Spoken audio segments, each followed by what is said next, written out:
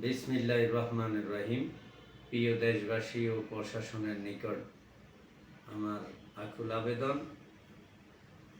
গত 28/1/2026 সাব্বির হোসেন ও বিদ্যুৎ নামের দুইটি ছেলে আমার স্মার্ট বাজার লিমিটেড কোম্পানির অফিস থেকে ৭৫,০০০ টাকার পণ্য নিয়ে তারা দুইজন ইসলামপুর জামালপুরে গিয়েছিল জনাব আব্দুর রহিমের কাছে।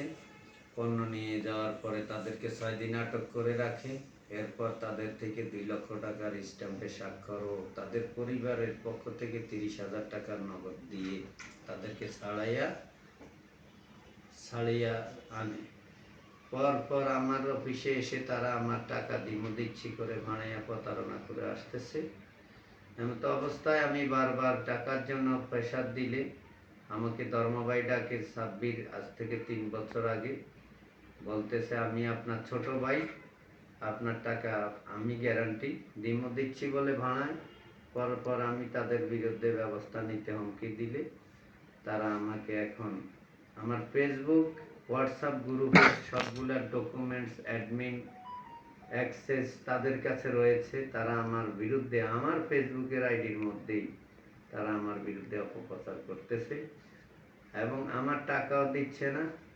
তারা পালাইয়া আছে এবং ওয়ার্ল্ড মিডিয়া প্রেস ক্লাব নামক কথিত একটি ভুয়া সংগঠন নাম দিছে এবং এই বিদ্যুৎ ফাউন্ডেশন নামে ভুয়া ফাউন্ডেশন করে 31 জনকে চাকরি দিয়ে বেতন দিতে না পারে আমার মালসহ তাদেরকে 6 দিন আটক করে রাখছে এবং এখন তারা বিএসটিভি নামক আরেকটা অনলাইন পোর্টাল নাকি করে মানুষকে নিয়োগ দিচ্ছে এবং আমার ফেসবুকের এবং আমার ওয়েবসাইটের আমার যে দৈনিক বাংলা সংবাদের হোয়াটসঅ্যাপ গ্রুপ আছে সকল নাম্বার সমূহ তারা চুরি করে আমার সকল তথ্যপত্র চুরি করার প্রায় 1 কোটি টাকার ক্ষতি করেছে।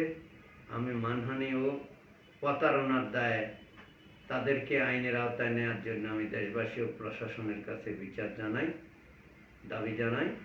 আমি এই বলে আজকে আপনাদের কাছ থেকে বিদায় নিচ্ছি।